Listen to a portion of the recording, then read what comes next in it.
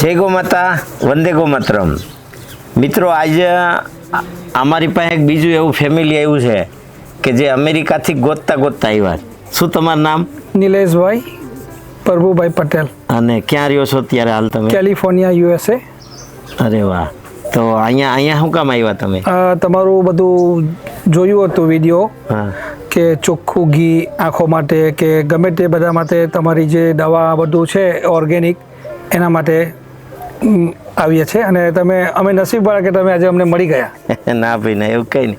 પણ તમે જોઈ આવ્યા બધું વલોણાનું બધું? જોયું. જે અસલ પહેલી પદ્ધતિ હતી એ ટાઈપ જ ચાલે છે. ખરેખર સાચું છે જે તમે મૂકો છો એ. બાકી નહીતર સ્પોન્સર કરીને વિડીયો મૂકતા હોય છે, ખાલી એક વિડીયોમાં બાય હોય પછી ત્યાં જાય તો કંઈ હોય ને કંઈ નહીં. પણ હવે આ તો અમે નજર સમક્ષ જોયું છે એટલે ખરેખર બધું સાચું છે અને બધું એકદમ નેચરલ. અમને એવો ગમ્યું. એટલે તમે જેનું ઘી વાપરતા હોય, તમે જેનું દૂધ વાપરતા હોય, એમાં એની ત્યાં વરસમાં 2-3 વાર રેન્ડમલી જવું જોઈએ, એવું ખરું કે નહીં? ખરેખર બળવું જોઈએ.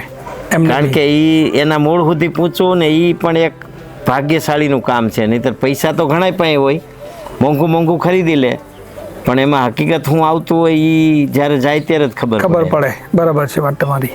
એટલે બધાએ તમે જેનું ઘી વાપરતા હોય, આમ તો ફેમિલી ફાર્મર રાખવો જોઈએ હવે, કે તમે અનાજ, કઠોળ, ચણા, ધાણા, મેથી બધું એવા માણસ પાસેથી ખરીદો ઓર્ગેનિક, કે જેની પાસે ઝેર ઓછામાં ઓછું વપરાતું હોય અથવા તો 100% ઓર્ગેનિક હોય. તમારું જે શાકભાજી અને હતું મેં જોયું વિડીયો, ભીંડા એકદમ લીલા એ બધું બી જોઈને મને આનંદ થઈ ગયો હતો.